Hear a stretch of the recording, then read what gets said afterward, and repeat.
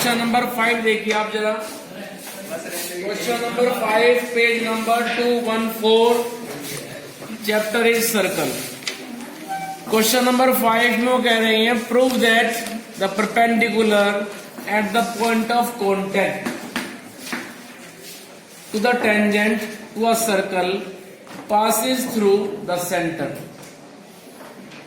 इस क्वेश्चन में हमें प्रूव करना है कि टेंजेंट का पॉइंट ऑफ कांटेक्ट यदि आप सर्कल के सेंटर से ज्वाइन करें,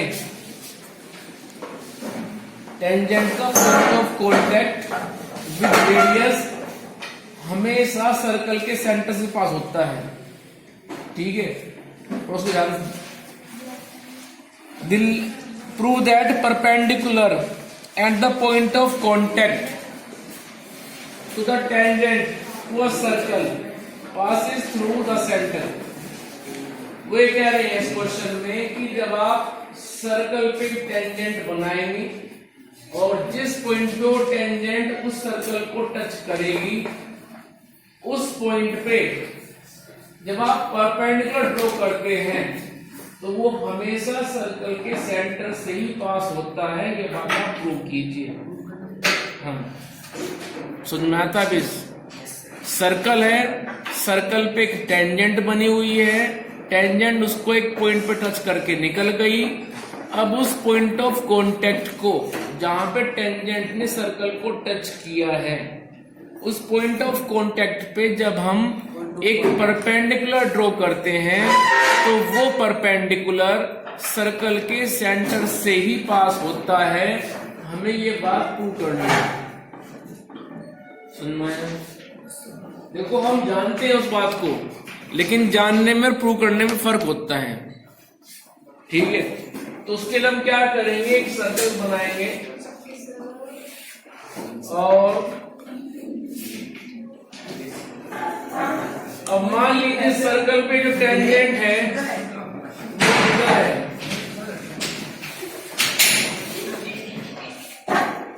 ये टेंजेंट हो गई, ये हो गया वो पॉइंट ऑफ कांटेक्ट ए। और अब वो कह रहे हैं कि यदि आप टेंजेंट के पॉइंट ऑफ कांटेक्ट पे ड्रॉ करें एक परपेंडिकुलर, तो ये सर्कल के सेंटर से पास होके जाता है। प्रूव करना है O is the centre of circle. ठीक है, तो गिवन में लिखेंगे हम OA is perpendicular to, tangent की नेमिंग कर दीजिए, सपोज टेंजेंट इज XY।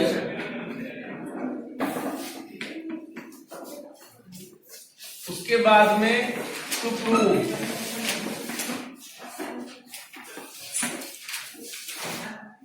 क्या प्रूव करना है कि O is the centre of circle.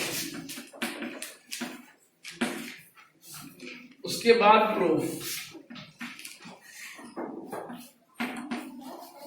Proof में हम लिखेंगे कि भाई OA वो खुद कह रहे हैं कि परपेंडिकुलर है XY पे। हम क्या करेंगे, थोड़ी देर के लिए जो ये O है, वैसे तो हमें दिखाना है कि O सेंटर है, हम क्या करेंगे अब्दुल्ला, मेथड यूज करना है कॉन्ट्राडिक्शन। तो हम इसके अपोजिट मान लेंगे कि सपोज O ना हो करके O डैश सेंटर है। बोलो, कॉन्ट्राडिक्शन का मतलब क्या होता है? कॉन्ट्राडिक्शन का मतलब होता है अपोजिट बात मान के चलना, और उसके बाद फिर अपनी बात को मैंने कुछ शुरू में कहा था। ठीक है, अब कॉन्ट्रडिक्शन मेथड ये होता है कि हम क्या करते हैं, जो क्वेश्चन में वो कहते हैं उसका अपोजिट एज्यूम कर लेते हैं और फिर अपनी अजम्पशन को, जो आपने बात कही, हम गलत प्रूव कर देंगे तो प्रूव हो जाएगा कि जो क्वेश्चन कह रहा था वो सही था अपने आप में। ठीक है, हाँ, तो हमें यहाँ पे प्रूव करना है कि O सेंटर है। लेकिन हम ओ को सेंटर लेके नहीं चलेंगे, हम लिखेंगे let O dash is centre. हम ओ की बजाय ओ डैश मान लेंगे सेंटर है। जब ओ डैश सेंटर है तो हमने एक बात पढ़ी थी कि रेडियस विद टेंजेंट एंगल बनता है 90। तो जब ओ डैश सेंटर हुआ तो फिर तो ओ डैश से ए तक रेडियस हुई भाई, ओ डैश ए तो रेडियस हुई। तो हम लिखेंगे दिस इंप्लाइज क्या हुआ, दोनों सेंटर नहीं है, ओ सेंटर प्रूव करना है, ओ डैश सेंटर लेके चले हैं। हाँ, हमने ओ डैश को सेंटर लिया हुआ है और ओ सेंटर प्रूव करना है। हाँ बोलो ओ,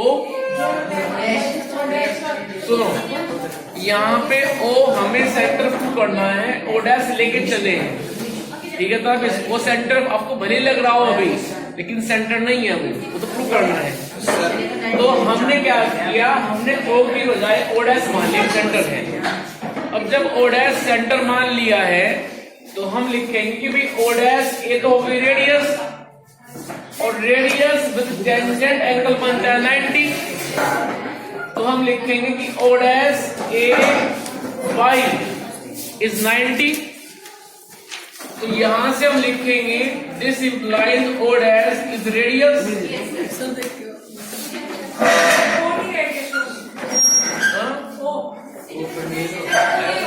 नहीं, ओ कहां रेडियस है, वो तो पॉइंट है ना, हमें तो यहाँ प्रूव करना है ना ओ इज सेंटर।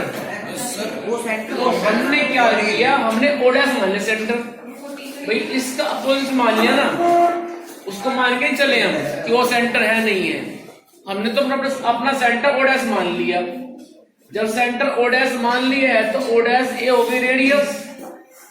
उसके बाद आप जानते हैं कि radius is always perpendicular to tangent.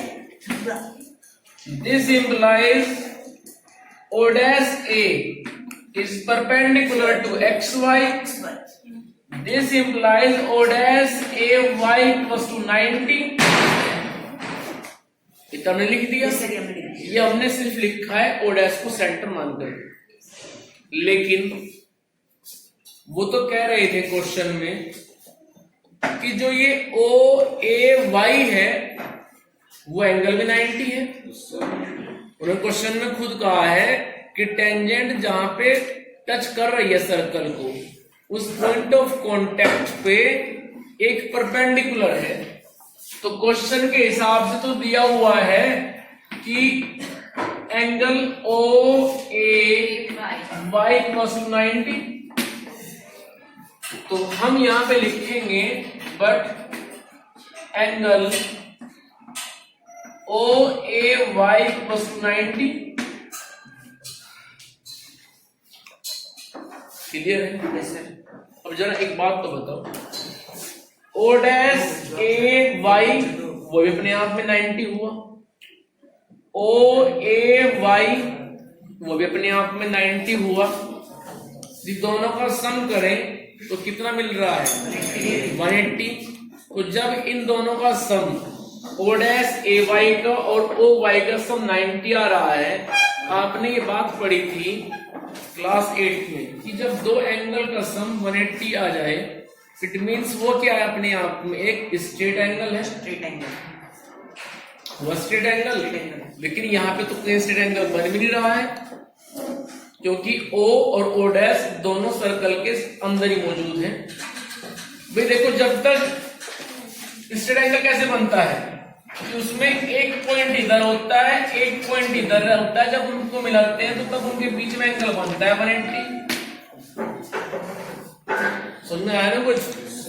तो अब मान ले एक रे इधर जा रही है और एक रे जा रही है। जब आप इस रे को इतना एक्सटेंड कर दोगे कि ये रे जस्ट अपोजिट हो जाएगी इस रे के, इस तरह से, तो तभी तो एंगल बनेगा 180। उससे पहले कहां बन जाएगा, नहीं बनेगा ना, just opposite direction of each other. लेकिन यहाँ पे तुम कह रहे हैं कि ओ डैश ए वाई वो भी 90, ओ ए वाई वो भी 90, लेकिन ओ डैश दोनों कहाँ है, उस सर्कल के अंदर मौजूद है। तो ये तो बात फिर हजम नहीं हुई। इट मीन्स जो हम लेके चले थे वो गलत था, वो सेंटर था ही नहीं। तो सेंटर फिर क्या था, वो ओ था। बस ये सुनना है ना कुछ। जैसे किसी बच्चे से पूछ ले कि आपके पास में, छोटे बच्चे जो अपने आपस में खेलते हैं, आपके पास में ये बुक है, उसने मना कर दिया लेकिन उसके पास बुक है, तो ड्रामा कर रहा है ना वो। तो थोड़ी देर ड्रामा वही चला, ठीक है। तो हम यहाँ बोलेंगे दिस इम्प्लाइज, क्या समस्या है?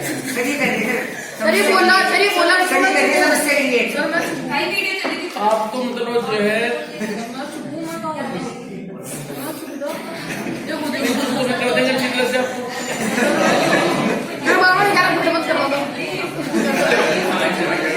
स्टार्टिंग में मैंने किस लिए बोला था, इधर ये स्टार्ट हो गए।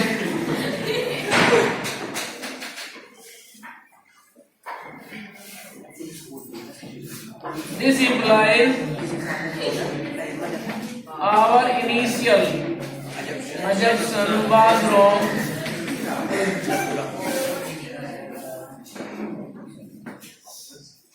This implies O is center.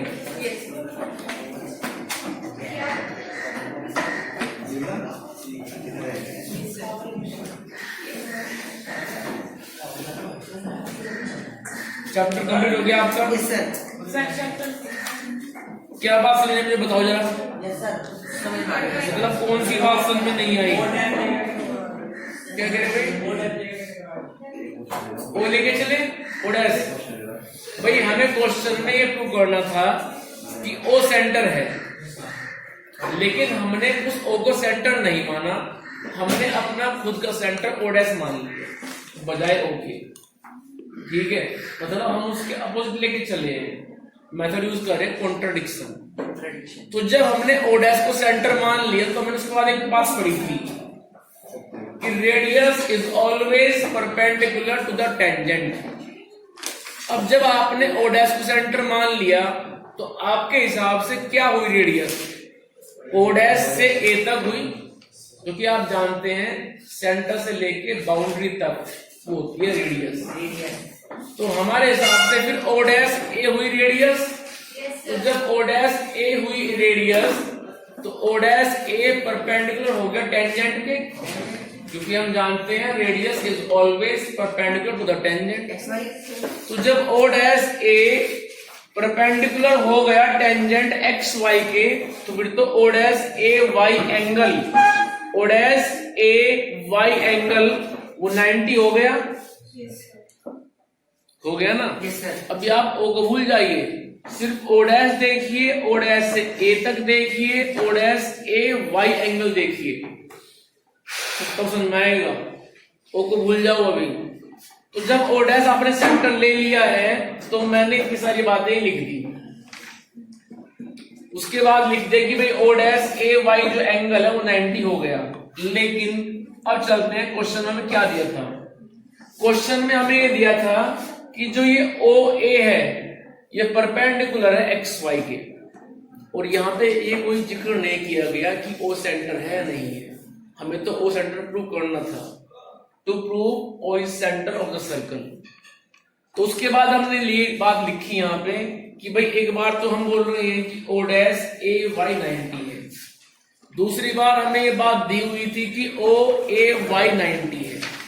अब फिगर में ध्यान से देखो, सर्कल के अंदर ओ डैश ए वाई वो भी 90, ओ ए वाई वो भी 90। यदि आप इन दोनों एंगल का सम करते हो तो कितना मिला, 180 मिला। अब जब दो एंगल का सम 180 आ रहा है, इट मींस वो अपने आप में क्या हो गया, वो तो हो गया स्ट्रेट एंगल हो गया ना, कि एक इधर हो और एक इधर हो ऐसे, तब जाके वो मिलेंगे तो बनेगा 180। लेकिन हो क्या रहा है कि ना तो ओ जा रहा है इधर न ओ डैश जा रहा है उधर, दोनों सर्कल के अंदर ही हैं। इट मींस जो हम लेके चले थे, बात तो यहाँ पे फंस गई ना फिर। एक बार तो ओ डैश ए वाई हमें 90 मिल रहा है जो हम मान के चले थे, बट क्वेश्चन में दिया है कि ओ ए वाई 90 है, तो ये तो बात आपस में एक दूसरे के अपोजिट हो गई ना। सुनना है कुछ? इट मींस जब बात फंस गई तो हमने अपनी ही बात को पे गलत मान लिया, तो हमने लिख दिया कि भाई हमारी इनिशियल अजम्पशन ये गलत थी, ये सेंटर था ही नहीं, सेंटर तो यहाँ पे ओ ही था। बात करो ऐसे करना। ऑब्ट्यूस होता है, देखो एक्यूट होता है 0 से लेके 90 तक, 90 से नीचे, 90 से बड़ा हो, 180 से कम हो, उसको बोलते हैं ऑब्ट्यूस। फिर 180 हुआ तो स्ट्रेट, फिर 180 से ज्यादा 27 और 360 से कम, उसको बोलते हैं रिफ्लेक्स एंगल। रिफ्लेक्स वैसे बनता है कि एक बार तो आप रखेंगे, सपोज आपको बनाना है 235, तो एक बार तो डी पूरा घूमेगा यहाँ से यहाँ तक 180 हो गया, फिर डी को उल्टा कर दोगे आप, डी यहाँ पे रखा जाएगा, 180 तो यहाँ तक हो गया, फिर 90, 200, 210, 20, 30 ऐसे काउंट करते हैं, तो यहां से लेके यहां तक बनता है ये रिफ्लेक्स एंगल। ठीक है, ऑब्ट्यूस हो जाएगा।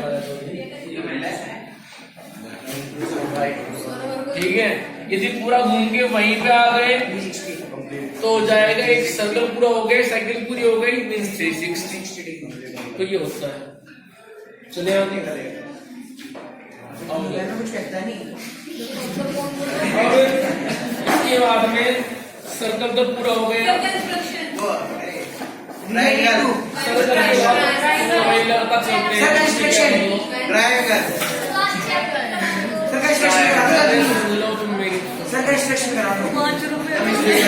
जाएगी क्या है यहाँ पे, ये कुछ यहाँ पे लगा रखा है मैंने। चैप्टर नंबर 11 है कंस्ट्रक्शन, इसमें सारा क्वेश्चन हम पढ़ लेते हैं।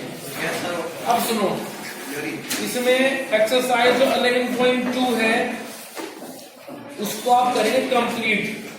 7 क्वेश्चन तो हो गए, वो पेज नंबर है 221, उससे पहले पेज नंबर है 219। इसमें केवल ये जो फर्स्ट क्वेश्चन है ये आपके सिलेबस में है, तो कुल मिलाकर के ये 8 क्वेश्चन प्लस एग्जाम्पल आपके सिलेबस में है और नहीं है। ट्रायंगल वो आपके सिलेबस से कट चुका है, ट्रायंगल था यहाँ पे क्वेश्चन नंबर 2 से लेके 7 तक, पेज नंबर 220 पे, पेज नंबर 220 में जो क्वेश्चन दिए हुए हैं क्वेश्चन 2 से लेके 7 तक ट्रायंगल के ये कट गए हैं। तो सुन लो, इसमें सबसे पहला आपके पास कंस्ट्रक्शन आएगी, जैसे क्वेश्चन दिया भी है, क्वेश्चन ये 11.1 में क्वेश्चन नंबर 1, इसको पढ़िए आप ध्यान से, पेज नंबर 219 219। वो कह रहे हैं draw a line segment of radius of length 7.6 centimetre and divide it in the ratio 5:8। Measure the 2 part. तो सुन लीजिए, सबसे पहले तो हम यहाँ पे 7.6 सेंटीमीटर लेंथ का एक लाइन सेगमेंट ड्रॉ करेंगे। उसके बाद उस लाइन सेगमेंट को हम 5:8 में डिवाइड करेंगे। डिवाइड करने के बाद वो जो 2 हिस्से बनेंगे उनकी लेंथ भी बतानी है कि पहले हिस्से की लेंथ कितनी आई, दूसरे हिस्से की लेंथ कितनी आई। ठीक है, जब डिवाइड करते हैं तो उसका जो प्रोसीजर है जरा वो सुन लेना ध्यान से।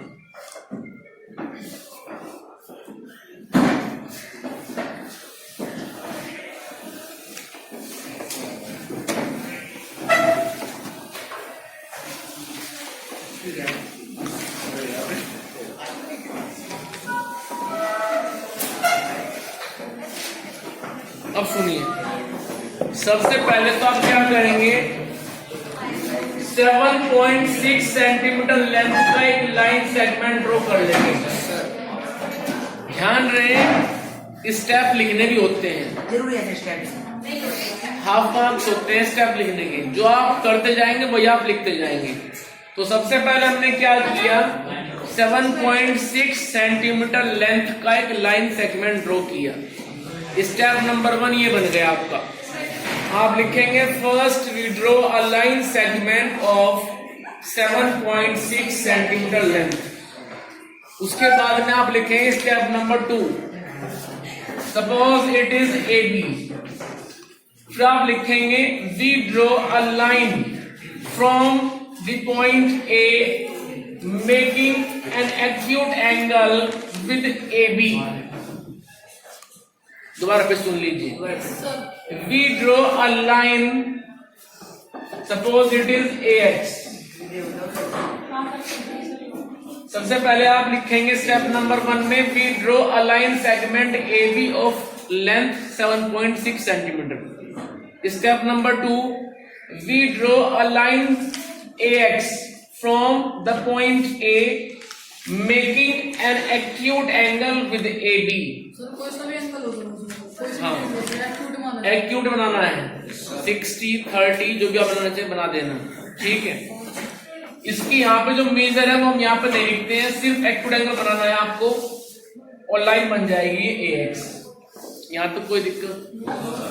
उसके बाद में जो रेशियो दिया है 5:8, उनको ऐड कर दो, 5 + 8 13।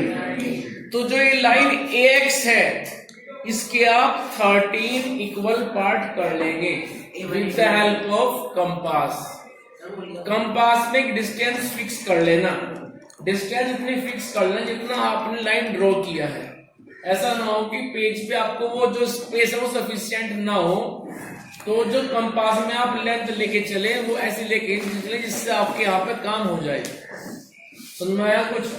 तो आप कंपास लेंगे, कंपास में कोई एक डिस्टेंस फिक्स कर लेना, फिक्स करके इस लाइन पे 13 इक्वल पार्ट करो। सबसे पहले नीडल यहाँ पे होगी, ये फर्स्ट हो गया, सेकंड, थर्ड, फोर्थ, फिफ्थ, 6, 7, 8, 9, 10, 11, 12, 13। ठीक है, तो हमने 5:8 दिया था ना, 5:8, तो दोनों को ऐड करके क्या मिला 13। मान लो उन्होंने कहा रेशियो 4:5, तो फिर करेंगे 9। उन्होंने कहा 2:3, तो 2 + 3 फिर करेंगे 5। नहीं, सिर्फ नीचे। उसके बाद में इनकी नेमिंग कर देंगे, A1, A2, A3, A4, A5 और ये आ जाएगा फिर A13। कैसे लिखेंगे इस बात को? ए पॉइंट पे करके करनी है सर, ए पॉइंट पे रख के A1 M1 को ऐसे। हाँ, पॉइंट ए पे रख करके। इसको कैसे लिखेंगे आप सुन लीजिए। आप लिखेंगे with the help of compass we make equal 13 intercept on the line AX। हमने कंपास का यूज किया और उस लाइन AX पे हमने 13 इक्वल पार्ट किए। ऐसा आप लिखेंगे, ठीक है, लिख दिया। उसके बाद जो स्टेप आएगा नेक्स्ट वो क्या होगा, जो A13 है, A13 को आप ज्वाइन कर देंगे B से, ठीक है। वो बटेगी बस। बायोलॉजी क्यों?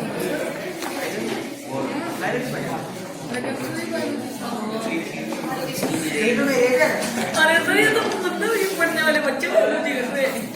नहीं पढ़ रहा, ये भी कर रहा। सैनिक करके सर कुछ नहीं सर, पेट बाहर में निकालने में क्या बोल रहा हूँ? तुम्हारा सामान ला के लेके केटा बन जाएगा 5 रुपए का। तुम क्या कर रहे हो बाद में? काम जो भी है तो तुझे चल लेगा। कैसे निकालेंगे कौन?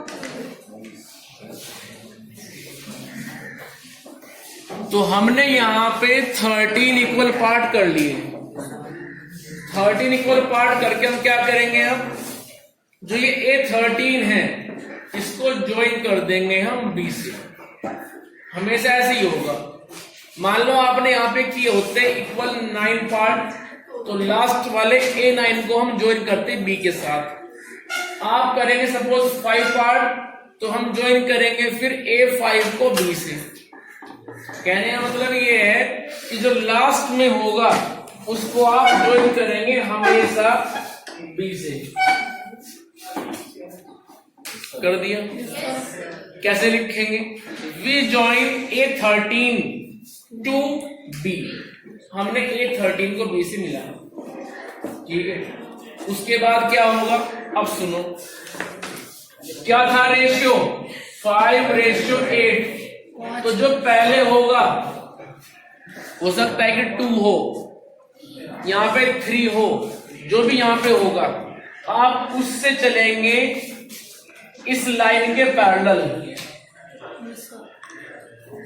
अब प्रॉब्लम ये आती है कि पैरेलल लाइन A5 से ड्रॉ कैसे होगी, जरा वो भी सुन लो। वो होगी with the help of compass. Compass को लेके आइए, उसमें एक डिस्टेंस फिक्स कर लो, ठीक है, कितनी भी कर लो। निडिल यहाँ सुन लो, निडिल A13 पे रखो, पेंसिल ऊपर, यहाँ पे लगा दो एक आर्क। फिर उस कंपास को लेके आओ A5 पे, निडिल A5 पे, पेंसिल ऊपर और लगाओ एक आर्क। उसके बाद वापस कंपास को लेके आओ इस पॉइंट पे, जहां पे ये आर्क इस लाइन को कट कर रही है। इस पॉइंट पे आके रखो निडिल, पेंसिल इधर, और इसको आप कट कर लो और मेजर कर लो कंपास में।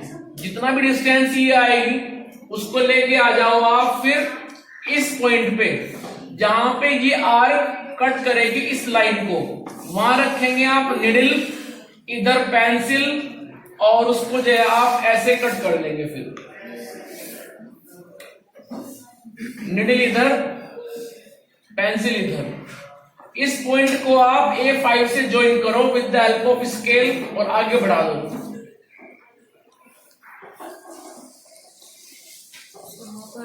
तो ये लाइन इसके पैरेलल ड्रॉ हो जाएगी। क्लियर? कैसे लिखेंगे? आप लिखेंगे with the help of compass we draw a parallel line from A5 to A13B। हमने पॉइंट A5 से कंपास का यूज करते हुए A13B के पैरेलल एक लाइन, कौन सी? A5, suppose it is C, A5C draw की, ठीक है। ऐसे आप लिख देंगे। सुनना है कुछ काबिज? ठीक है। और अब लिखेंगे आप कि भाई ये हो गया 5:8। लेकिन बात यहां खत्म नहीं हुई है।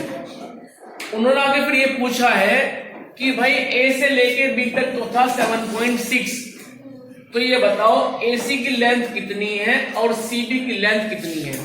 अब बच्चे क्या करेंगे?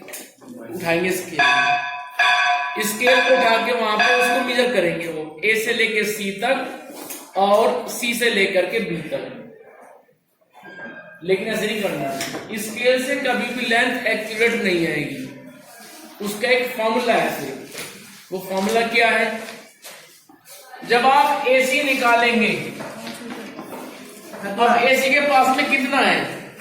5 है ना, और कितने में से है? 8 में से है, तो ये आ जाएगा, नहीं 8 में से नहीं, दोनों को ऐड करो, 5 + 8 13। तो AC के हिस्से में आया है 5, कितने में से? 13 में से, और लेंथ कितनी है AB की? 7.6। तो इसको सोल्व करेंगे तब जाकर के AC की लेंथ आएगी। ये कितना बैठेगा? 38/13। It means point Mao 2 point something आएगा, ठीक है। उसके बाद पूछेंगे आपसे वो CB, तो CB के पास में कितना है 8 आउट ऑफ 13 इंटू 7.6, ठीक है। इसको सोल्व कर लेना तो लेंथ आ जाएगी CB। सुनना है कुछ अब्दुल्ला? ये क्लास 8 का फॉर्मूला है। मान लो तुम्हारे पास में 5,000 रुपए हैं, ठीक है, इसको समझ लो भाई। तुम जो है तुम्हारे पास में संडे में कल कहीं थे क्या? तो फिर